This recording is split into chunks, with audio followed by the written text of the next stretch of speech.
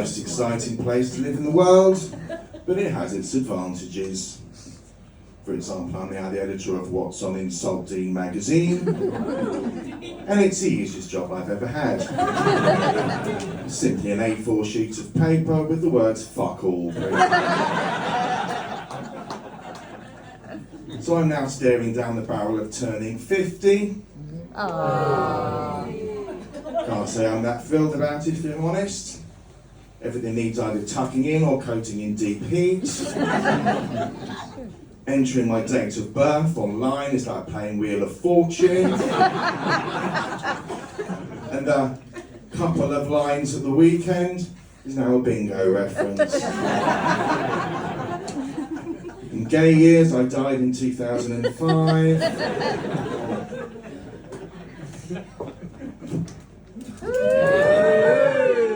Just in case you were wondering. Safe to say I'm not exactly a size 0 either. Started buying my clothes in tent shops. Slimming World have taken a hit out on me. And Rimmel have expressed an interest in melting me down for lipstick. That's nice. I've tried all the get fit, not fat routines. They're not for me. Everything seems to involve running around a lot and eating very little, which is the exact opposite of how I live my life. I did go to my doctor. He advised me to do something every day that gets me out of breath. So I've taken up smoking again.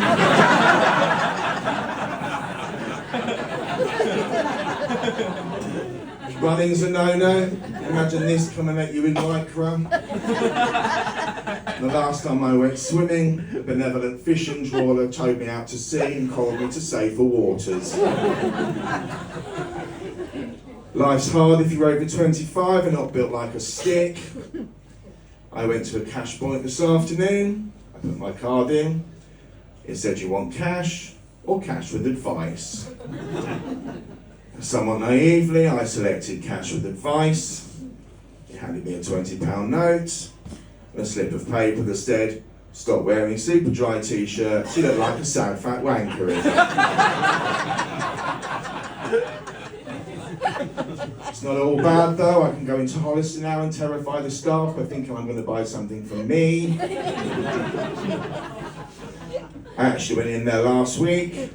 I was approached by a pepper army with braids. Said, can I help you, sir? Although what she was really saying was, get out of my shop, you fat bastard.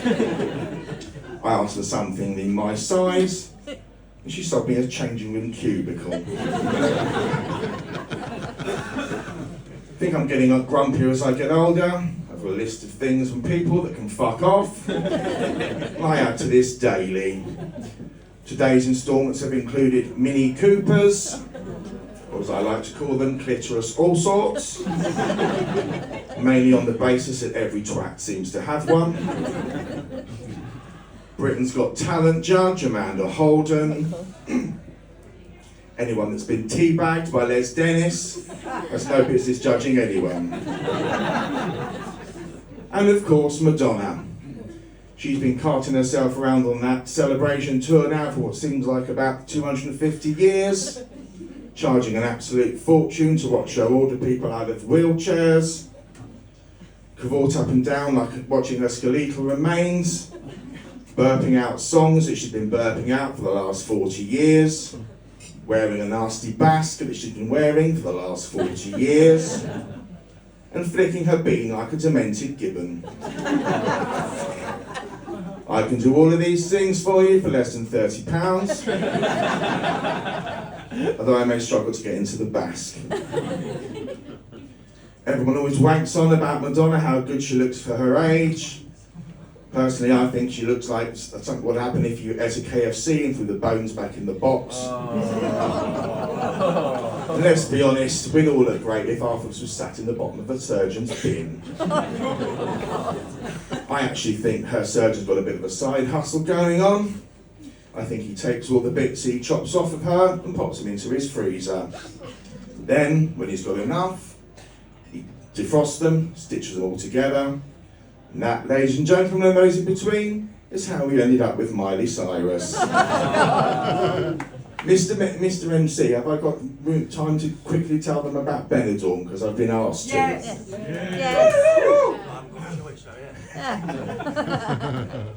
So I recently went to Benidorm for my mother-in-law's 80th birthday.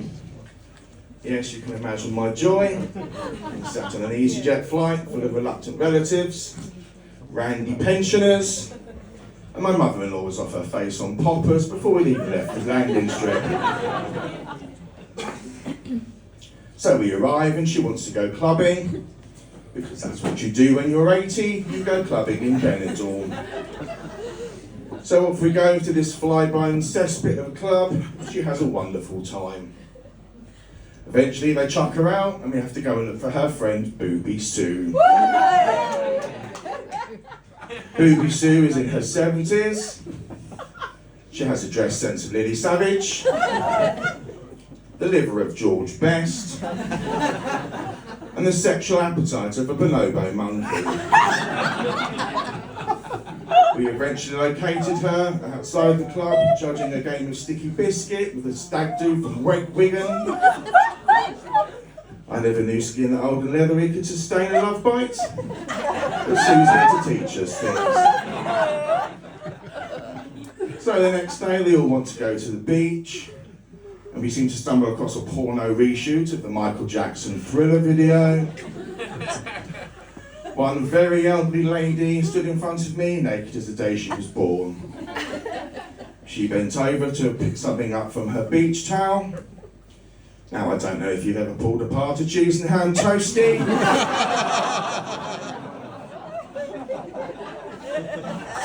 Of course, Booby Sue had to get on the action, parading up and down the promenade, topless.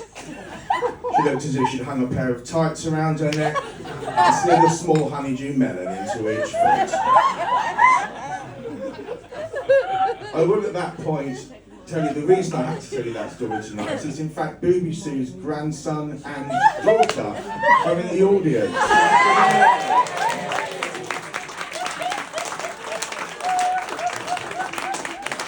Ladies and gentlemen, thank you. I've been Richie.